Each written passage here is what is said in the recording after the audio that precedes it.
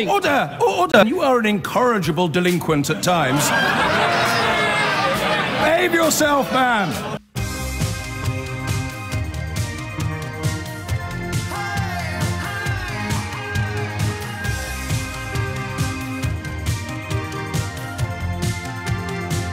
You're listening to Ian Dale at Drive. For the next half an hour, we're going to be taking your calls with Andrew Adonis, Lord Adonis, former chair of the National Infrastructure Commission, former Transport Secretary, former Schools Minister.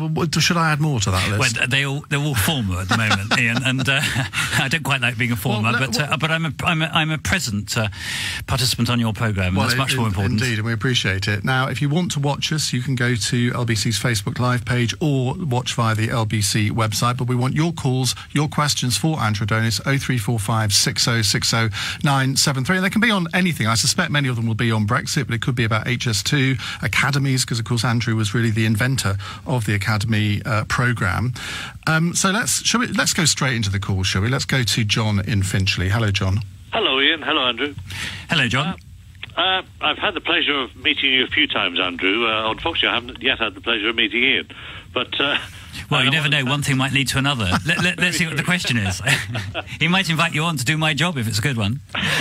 Well, I want to thank you for still sort of fighting for the cause for Remain, really. And apologies, Ian, because I know you're a Brexiter. But Andrew, with all the evidence pointing the pound down, industry moving out of the country, including one of my son's businesses, that looks to want to move to mainland Europe. Frankfurt and Amsterdam, amongst others, wanting to get chunks of the city. What can we do to persuade the Brexiters that we're making a mistake? Well, there's a nice, easy one to start with. Well, I don't think you're going to persuade my friend Ian and others that Brexit is a bad idea. Let's be clear. There are very, very strongly held views on this, and we need to respect those views too. I think it's quite important that there's mutual respect between those holding different opinions on this big issue.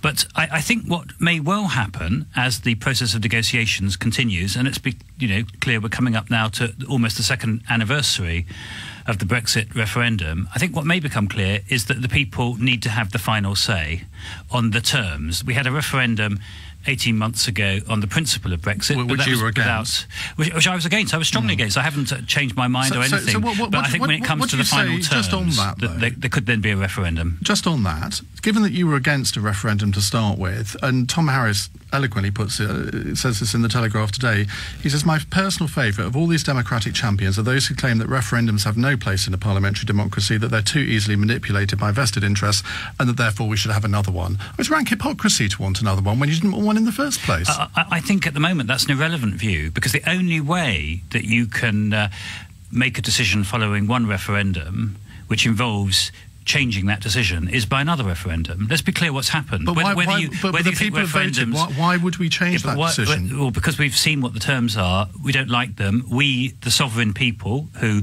have a right to a final say before we do something as momentous as tearing up all our international alliances and trading systems and starting again, before we do that, we should have the final say. And my view is that given that there's been one referendum, if we were to do it in Parliament without consulting the people, I can just imagine, Ian, what your reaction would be, and I don't think it's going to be very favourable. My objection is that that's exactly what Parliament is there to do. I don't think you would think it a good idea, though, for Parliament to vote straightforwardly against what had happened in the referendum 18 months ago. So if Parliament doesn't have the power to do it, the only people then have the power to do it are the sovereign people, and that's the reason why I think the case for a referendum on the final terms is going to become overwhelmingly strong over the next 6 to 9 months. It would massively weaken our position in the negotiations, wouldn't it? Because what incentive would there be for the EU to give us anything other than a bad deal?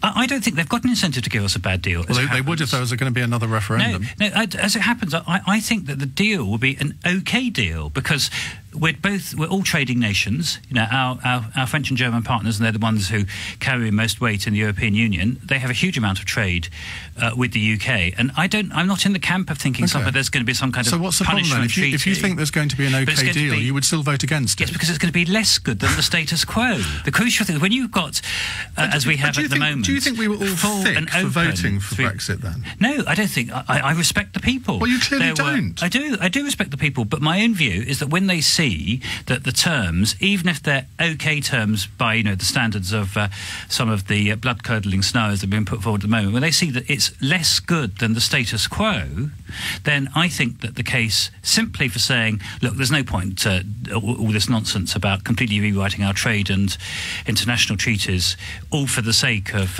making our trade and our economic position worse. Just be honest. I think then we can. Your entire strategy is basically to sabotage Brexit. That's it, isn't it? Yes. Well, I'm glad. Finally, we've had somebody who's had the guts to admit it. Yes, I absolutely want to sabotage Brexit, but I do not want to do so in an undemocratic way. My view, because I'm a Democrat, I believe passionately in the working of our democratic institutions. I'm a parliamentarian. My own view, which is the reason why I think it will come to a referendum. But you don't think we should have had a referendum in the first place? No, actually, it doesn't really tie with that, does it? No, because it wasn't an issue of great concern to the British people. Let's be clear. Before David Cameron foolishly decided to hold this referendum in 2016, opinion polls were showing there was something like the 20th on the list of the priorities of the British people. People were much more concerned about education, health, jobs, all of that. Totally agree the people who were really concerned about Europe, Ian, were people like you, who on the question of Europe are complete headbangers, for whom it is indeed the most important issue. I think anybody who listens to this programme would not agree with that comment. Well, we have free speech. You and I, we speak completely freely between us. But just remember, I have control of the finger. You do, so you may turn off at any moment. But my view on this one is I wouldn't have held the referendum, not because I'm not a Democrat, but because it wasn't an issue of prime concern to the British people. My own view is that referendums should be reserved for issues of really acute concern. I think, for example, the union with England and Scotland, that is very much an issue. Well, maybe we should have a second referendum on that. No, the British people have decided on that one. Yeah, because you agree with it. Because you agree with the result. Because there's no great groundswell of opinion for another referendum. Indeed, even most of those who are there's no groundswell for a second referendum here, is there? Oh, there is. There isn't. It's starting in this studio, Ian, as we speak. You reckon? Can't you feel the vibes coming over the table at the moment? The vibe I'm feeling is that you are pitching yourself as the effective leader of the anti-Brexit campaign. Why are you doing that? I'm simply doing my job. I'm a parliamentarian, and the job of parliamentarians is to give frank advice in Parliament and in debates. I see it as my job. There's no more important issue facing the future of the country at the moment than whether we're in or out of the European Union, and I have a duty to give my view. As somebody who's never been voted in on anything, you're an appointed member of the House of Lords, you've never been voted into elected office, unless you can correct me on that. I was once a local councillor. For the most important council in the country, the city of Oxford. And I can assure you, the city of Oxford, it carries out debates. But it's a bit rich, isn't it, for somebody who's unelected to lecture us about democracy? Hold on. Parliament has two houses, Commons and Lords. People like you, Ian, lecture us night and day about parliamentary sovereignty and how it's being wrenched out of our hands by these Brussels bureaucrats. You can't then go and say that somehow it's illegitimate for the House of Lords to offer its view. You don't really believe that, do you? I don't believe that at all. You're putting words into my mouth. So in that case, we're all of one mind here, and we both agree that I have a perfect right to speak. Can you imagine that the House of Lords might reject the current Brexit bill? No. Not for a moment, and nor do I think it would be reasonable for the House of Lords to do so. Good, well, we've covered that. What I think the House of Lords could do, though, is to say that we need processes in place that see that the British people are properly consulted about the final deal. Robert is in Dulwich. Hello, Robert. Yeah, hi. Good evening, gentlemen. Hi. Mr. Adonis, are you at all worried that you're going to cause a potential civil strife on the streets in the future if you're successful with thwarting Brexit? Is that something that you factor into your considerations? I mean, there's no point in having a debate with you about the clearly obvious logic that if you were to get a second meaningful vote, the Europeans are going to offer us a good deal. Why would they offer you a good deal? And everyone can see that. And that's why people are going to go out onto the street. You claim you can't see it, but the real reason is you're just seeking to sabotage Brexit. I don't think that's... You talk very nicely, you have all the words, you've got all the knowledge of how all the inside works, but on the outside, it just looks like someone who wants to just basically say to people, sorry, we're not going to listen to you, we're staying in the European Union. And you're going to have civil unrest if you carry on like this. Is that something that does worry you? I don't think that's fair. If you listen to what I said earlier, I do not think that parliamentarians alone can stop this move to Brexit because of the referendum that was held 18 months ago. I think that for the process to be stopped, it has to be stopped by the British people, and that's why I think a referendum on the Prime Minister's terms... And being a Democrat, if there's a majority for stopping it, then I don't think people will be on the streets. I think everything will be fine. Because I think there will be 17.4 million people who would feel very aggrieved. Some of them more aggrieved than others. Personally, I would question the point of bothering to vote in the future if that referendum result was overturned. Now, you will call me a headbanger for saying that, but I think people would feel very let down. General elections are not the same as referendums. You vote in general elections, and you vote in an election even if it produces a result you don't want, and you don't say, having got a result that you like, I am now refusing to vote in all future general elections because but they unfortunately, might not what you're doing is because you didn't get the vote you wanted, you're now saying that we have to have continued referendums until we do get the result. Is it best of 3, best of 5, best of 7? No, the referendum's on very different issues. The referendum 18 months ago was on the principle of whether or not Britain should leave the European Union. The one which would be held in early 2019, in a year's time, would be on the actual deal that the Prime Minister has negotiated. And it's perfectly reasonable that the people should have the final say on the actual deal. But if people on your side of the debate think that some of us were too thick to vote in the original referendum, wouldn't we be too thick to understand the deal that Theresa May comes up with? I haven't said that at all, Ian. But most people on your side do say that. You're putting words into my mouth. I've never said anything of the kind. I entirely respect the right of the British people to make big decisions on their own account. I entirely respect the result 18 months ago.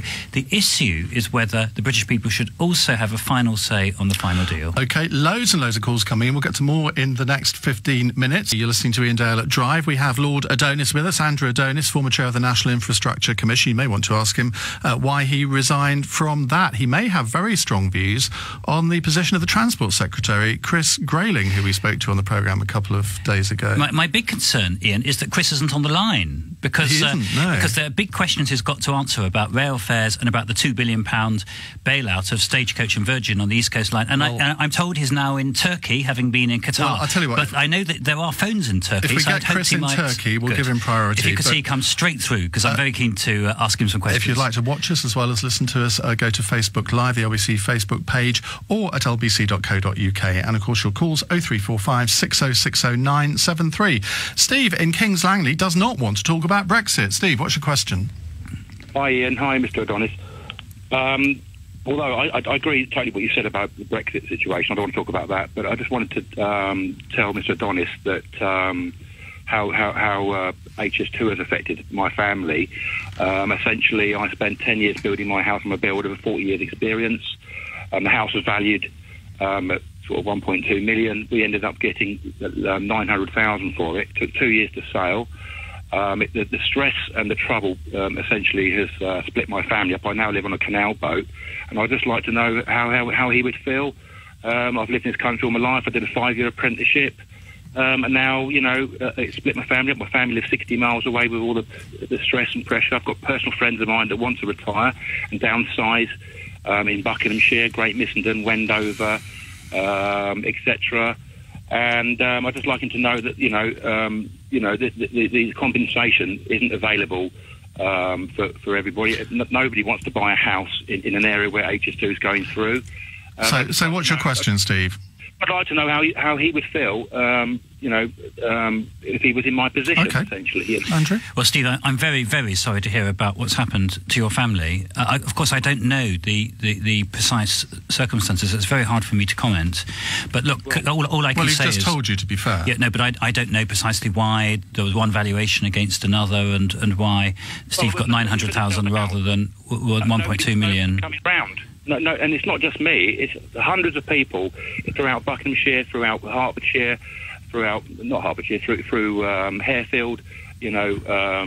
Parts of South Bucks, North Bucks, everywhere. I mean, my house was right near Chequers Estate. I've driven past there just this week to get some stuff, and they're the same houses for sale. Now, if a house is for sale forever, it never gets. I mean, basically. The principle of compensation is that people should get the value of their house, and if you haven't, I'm very sorry to hear that. And I don't know why it was that didn't happen. So I can only say that I'm sorry to hear it. But do you have any regrets about HS2? Well, let's be clear that whenever you do these big infrastructure issues, and we've got exactly the same issues at the moment at Heathrow on the expansion of Heathrow Airport, then of course people are affected, and I have a huge amount of sympathy for those whose lives are affected and have to start replanning them and so on, because the infrastructure actually takes up their own premises. The only thing I can say is that as a country, if we said we could never do these big infrastructure developments because they affect individuals, then of course progress would stop. And the job of Parliament, and it's a difficult job and I fully accept it, is to strike the right balance between the rights of the individual and seeing they get proper compensation. And proper compensation should mean the proper value of their homes, but also getting these big projects underway. Let's go to Fraser in Kenilworth. Hello, Fraser. Hello, Ian. Mr. Lord Adonis, I'm sorry that Chris Grayling can't join the programme, but perhaps I can step in the meantime. I don't really want to comment on what you've had to say about Brexit. You've made that case quite clear in how you feel about it. But what I have been dismayed about is the way that you've wrapped up the East Coast mainline franchise business. You keep referring to it as a bailout, yet you've not made any reference to the fact that the reason that Virgin, who provide the service on that line, can't get the income from the increased trains which were proposed from 2019 is because Network Rail have not been able to upgrade the route, and the new intercity trains won't be ready at the proposed date that they were going to be. Now, the two things together has meant that their franchise, when they were... OK, I need to get your question, Fraser. We haven't got too much time. Why is it that Lord Adonis keeps talking about a bailout when in actual fact over the next 2 years Virgin will be paying £141 million to cover debt because the nationalised side of the railway has failed, Network Rail and the Department of Transport? Why does he keep saying about this bailout? Let's be clear, it is a bailout. Because it is a bailout. You bailed out the East Coast Main Line, didn't you? Yeah, but what I didn't do was allow... I didn't bail out the existing company. I took the franchise away from National Express. It cost the taxpayer £1 billion to do. But I took the franchise away from National Express. I did not give any big new contract to National Express. It still cost the taxpayer £1 billion, did it not? But if we hadn't done that, it would have cost more to the taxpayer because you would have set the precedent that all rail companies, if they're going through bad times, can apply to have their contracts renegotiated. And the really, really damaging thing that Chris Grayling has done is by saying to Virgin and Stagecoach that he's prepared to rip up the contract for the last 3 years when they were due to pay $2 billion of payments to the government. This, of course, now makes it open field for all train operators in the country to do so. Have Virgin Trains failed to meet their financial obligations to the taxpayer? Have they missed any payments? They haven't up till now. Exactly. But that's not the point. The point is the payments they were due to make under this contract between 2020 and 2023. But if the railways were nationalised in the way that Labour wants, there wouldn't be any payments from the private sector to the taxpayer, would there?